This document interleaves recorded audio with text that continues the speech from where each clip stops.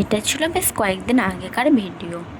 তো চলো, টাইমের অভাবে আর কি ভয়েস না বসাতে পারলে যা হয়। তো এদিকে আমি রেডি হয়ে চলে আসছিলাম বাস স্ট্যান্ডে। আর এদিকে রাস্তাগুলো মানে কি বলবো, একদমই কেমন খিচখিচে ভরা লাগছিল, কারণ সবসময় এমনি তো বৃষ্টি হচ্ছিল। তো এদিকে গলসিতে নামার পরও দেখছি বৃষ্টি হচ্ছে। আর এদিকে আমি তো আমার বান্ধবীর জন্য দাঁড়িয়েই থাকি। ও নাকি আমাকে বলে আমার থেকে আগে নেমে যাবে, কিন্তু এসে দেখি কই ওনার তো পাত্তাই নেই।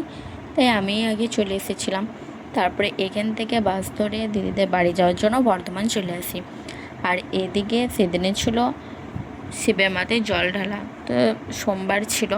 তো এদিকে সেজন্য বর্ধমানে বাপরে এত প্রচণ্ড ভিড় কি বলবো। তারপরে দিদিদের বাড়ি চলেও আসি ফাইনালি। তারপরে এদিকে আমি আমার ভালোবাসার মানুষদেরকে দেখতে পেয়ে যাই।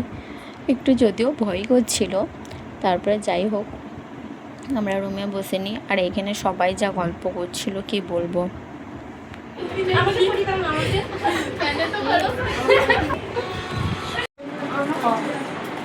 ও তুমি সবারই ভিডিও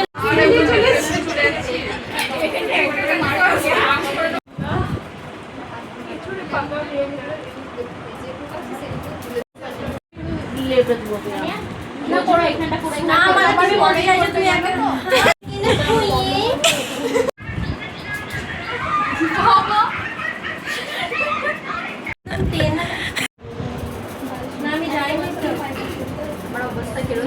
আর এইদিকে সত্যি বলতে দুটো হাতে এভাবে দিয়ে খুবই মানে প্রবলেম হচ্ছিলো, যেহেতু আমার মধ্যে এত ধৈর্য সহ্যও নেই।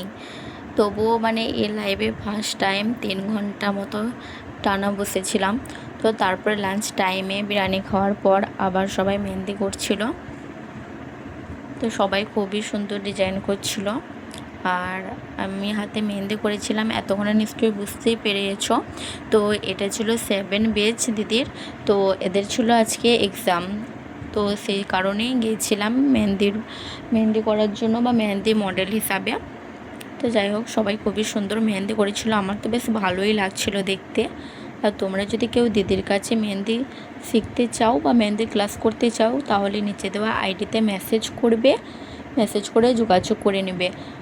বা কেউ যদি মেহেন্দি না শিখেও অর্গানিক মেহেন্দি বানাতে চাও, তাহলেও দিদির সাথে যোগাযোগ করে নিতে পারো। যদিও করতে গিয়েছিলাম মেহেন্দি, কিন্তু ভাবতে পারিনি সম্পর্কটা এত সুন্দর হয়ে যাবে সবার সাথে। সবাই খুব ভালো মানের মানুষ ছিল। আর এইখানে অনেক ছোটও ছিল, তো বোনের মতো খুবই ভালো তাদের ব্যবহার। আর এইখানে মেহেন্দিগুলো দেখো সবারই কমপ্লিট করার পর কারটা বেশি ভালো লাগছে অবশ্যই কমেন্টে জানিও। তো চলো, টাটা।